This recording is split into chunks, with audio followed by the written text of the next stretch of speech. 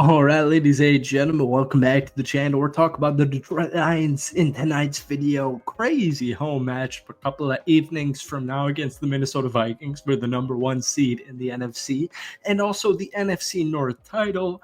And I said this in our last video a couple of days ago. People have lost complete faith in this Detroit Lions team. Over the last 4 games, the Detroit Lions have averaged 37.5 points per game. Jared Goff has a career high 36 touchdowns. He's on pace for career highs in completion percentage at 71.7%, passer rating of 113.6, QBR at 67.1, yards per attempt at 8.7, and could also set a personal best in passing yards with 178 or more in the Week 18 finale. Folks, this Detroit Lions team, specifically their offense, is playing absolutely out of their minds. But like I said in our video a couple of days ago, people are still viewing this Detroit Lions team as fraudulent. And I got a lot of comments agreeing with that. And I got a lot of comments saying I haven't heard anybody talk about that. I watch way too much NFL TV, way too much, specifically FS1. And I practiced a little Nick Wright conversation before I recorded this. So let's see if it pans out here. But this would be Nick Wright talking about the Detroit Lions on the Herd, aka Colin Cowherd's podcast or show, radio show, whatever, on FS1. Colin, the Lions defense has been decimated since week 12. And if you had told me at that point in time that the Lions would make the Super Bowl, I'd agree with you. But since that moment, the Detroit Lions have lost players like Ali McNeil. Actually, who wouldn't know players like Ali McNeil? They've lost so many defensive players. They've lost David Montgomery. This team is way too banged up to make it to the Super Bowl. Now, maybe that's disrespectful. I apologize. I don't mean to be disrespectful. But, folks, welcome back to the channel. Obviously, we're talking about the Detroit Lions in tonight's video. It is currently Thursday, January 2nd. Hit that like button. Hit that sub button for daily NFL content.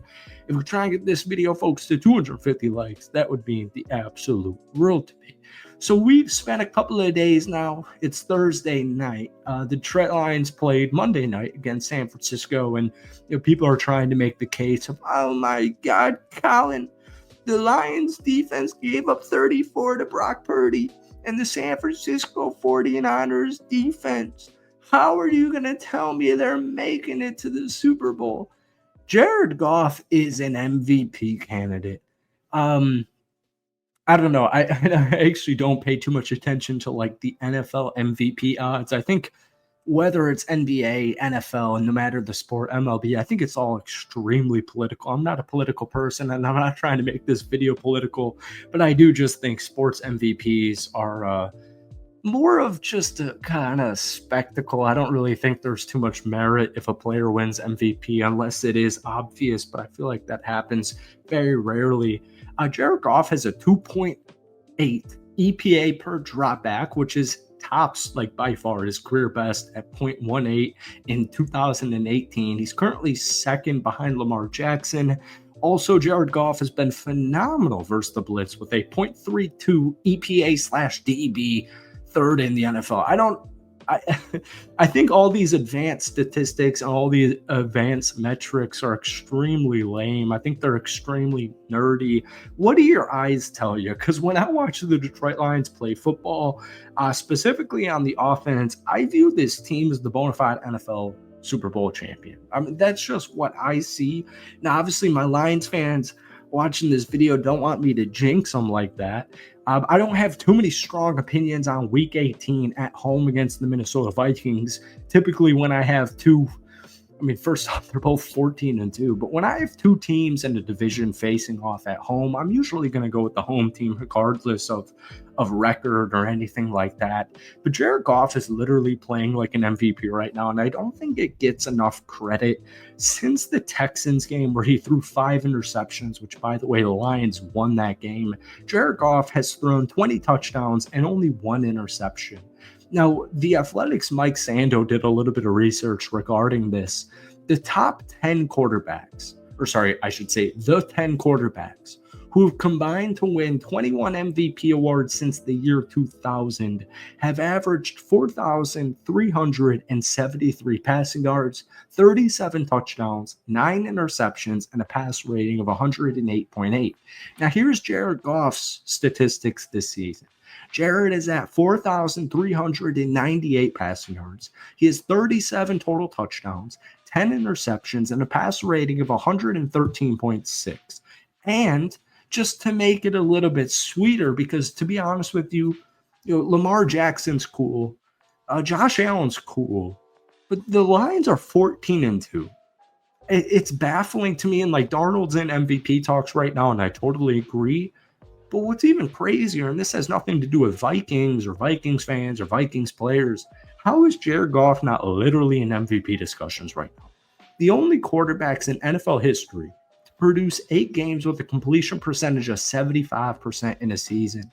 Number 1, Jared Goff this year. Number 2, Tom Brady in 2007. And Colin Pouncy over on The Athletic wrote a really good article about this Detroit Lions offense. And here's a quick excerpt of what he had to say about the history that the Detroit Lions are making right now. Let me, whatever the word is where you catch your breath, that's not a word, that's not a saying, but I just did it, all right? Through 16 games, the Lions have scored 533 points, the most in franchise history.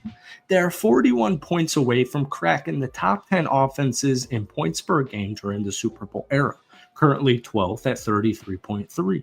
This past Sunday, they became the second team in NFL history with 4 players topping 1,000 scrimmage yards in a season. Amon-Ra St. Brown, Jahmyr Gibbs, Jameson Williams, and David Montgomery. The offense has scored 40 or more points 6 times this season, 30 or more 9 times, and at least 20 in 15 of their 16 games. Folks, you can give me a defensive statistic. I don't really understand why their loss to the Buffalo Bills, which, like we said earlier, was only their second loss of their season. Their first one came against Tampa in the second week of the season. I've never seen a 14-2 team ridiculed to the level the Detroit Lions are right now. And I will just say this, even for my NFC North guys, I've never seen a 2-loss team disregarded like the Minnesota Vikings a couple of weeks ago, honestly, until Sunday's win against my Green Bay Packers. Both teams, some way, somehow, the narrative is shifted in favor of Minnesota. Now, I have no personal opinion like, oh, Minnesota's by far better than Detroit. Oh, Detroit's so much better than Minnesota. I have no personal opinion on that specific stance because, honestly, what the F do I know, right? I'm just making a video in my apartment right now. But I will just say both of these two teams, it should be the NFC Championship game. I mean, like, you can't give me a logical reason the Detroit Lions can't win. Oh, defense, injuries. Okay, they're 14-2. Same thing with Minnesota. Week 18 at home against Detroit. Like I said, I usually favor the home team in a crazy-ass game like that. But no matter how the game ends, it does have playoff implications for the number 1 seed. But even if Minnesota loses or even if the Lions lose, it's not the end of the world. These are two insane talented teams.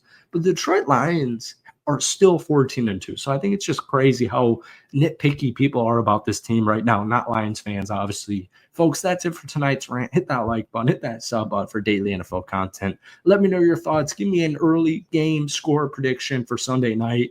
We'll see you soon. Peace.